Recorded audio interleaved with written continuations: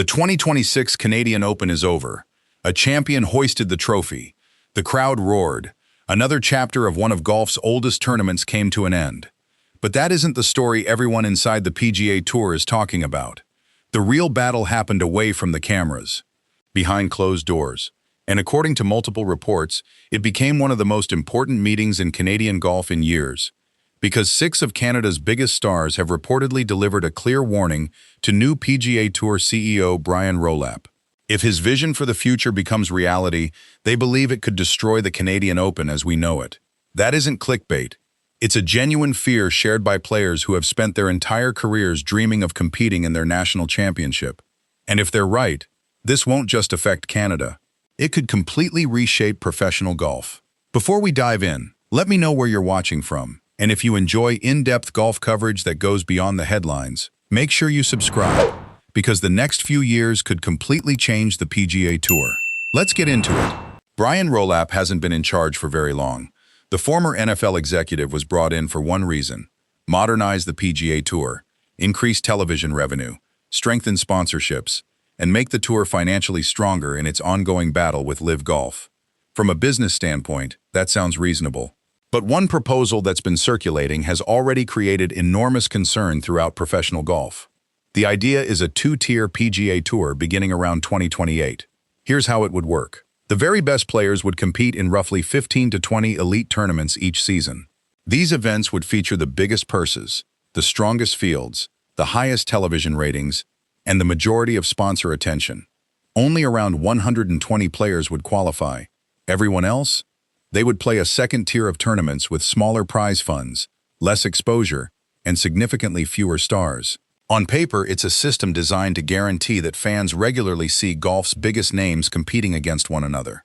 From a television perspective, it's attractive. From a business perspective, it makes sense. But there's one enormous problem.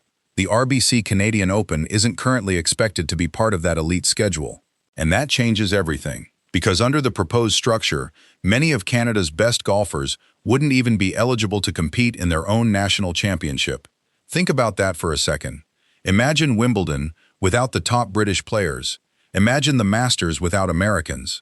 Or the Open Championship without the best golfers from the United Kingdom. That's essentially what these players fear could happen. A national championship without its national stars. And once that happens, the dominoes begin to fall. Sponsors begin asking questions. Television ratings decline. Ticket sales become harder. Corporate interest fades. The prestige that took more than a century to build begins disappearing almost overnight. For many Canadians, that's simply unacceptable. The first player to publicly raise concerns was Nick Taylor. And when Nick Taylor speaks about the Canadian Open, people listen. After all, he ended a 69-year drought when he won the tournament in dramatic fashion back in 2023. His winning putt instantly became one of the greatest moments in Canadian golf history. He understands what this event means better than almost anyone. So when he was asked about the proposed changes, he didn't hide his feelings. He admitted the idea would certainly suck. Simple words, but powerful. Taylor questioned what the Canadian Open would even represent if Canada's best golfers couldn't compete. After all, what makes a national championship special isn't just the trophy. It's watching the country's biggest stars compete in front of their home fans. Remove that, and something important disappears. Mackenzie Hughes echoed many of those concerns.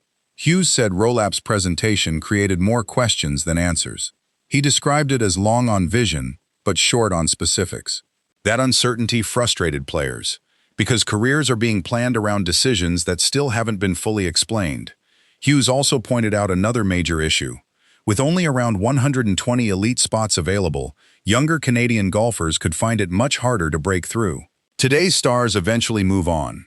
But where does the next generation come from if they lose their biggest showcase? The Canadian Open has always served as inspiration for young players across the country. Remove its importance, and the development pipeline could suffer for years. Then there are the other Canadian stars: Corey Connors, Adam Hadwin, Taylor Pendrith. Each has built successful PGA Tour careers. Each understands exactly how meaningful this tournament is, not because of the prize money, because of what it represents. Its home, its family, its national pride. For 1 week every year, They aren't simply competing for FedEx Cup points. They're representing an entire country. That's something money can't replace. And then there's Mike Weir. The 2003 Masters champion remains one of the most respected figures in Canadian golf. Even though his competitive days are largely behind him, his influence certainly isn't. Reports suggest Weir has remained closely involved in discussions surrounding the future of Canadian golf, helping ensure that Canadian players continue presenting a united front. His voice carries weight throughout the sport. When Mike Weir speaks, people listen. Eventually, those concerns made their way directly to Brian Rolapp. Multiple reports indicate Canadian players met with the new commissioner to explain exactly why they believe the proposed structure could have unintended consequences. This wasn't simply about one tournament. It was about preserving golf's identity. From Rolapp's perspective, the challenge is obvious. The PGA Tour is under pressure unlike anything it has faced before. LIV Golf forced dramatic financial changes.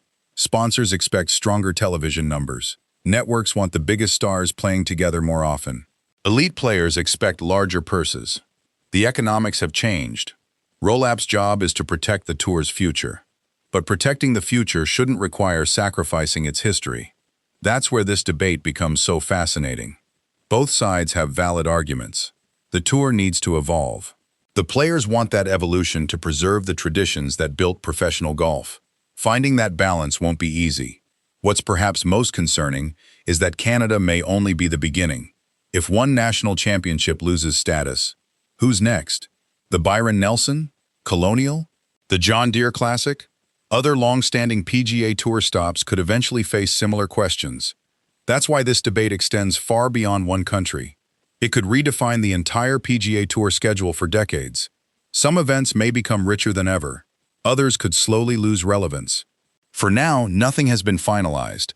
No official schedule has been announced. The proposed two-tier system remains under discussion, and the PGA Tour continues evaluating its long-term competitive structure. That means there's still time for compromise.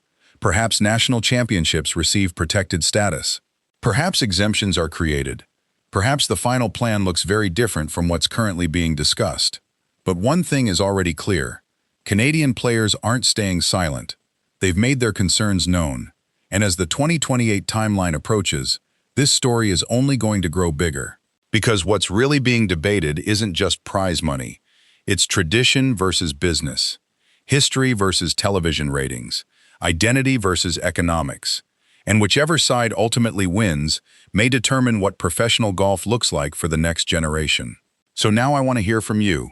Should the PGA Tour move toward a two-tier system if it means stronger fields and bigger events? Or should historic tournaments like the Canadian Open be protected at all costs? Share your thoughts in the comments below. If you enjoyed this breakdown, don't forget to like the video, subscribe to the channel, and turn on notifications, because we'll continue following every major development surrounding Brian Rolapp, the PGA Tour, LIV Golf, and the future of professional golf. Thanks for watching, and I'll see you in the next one.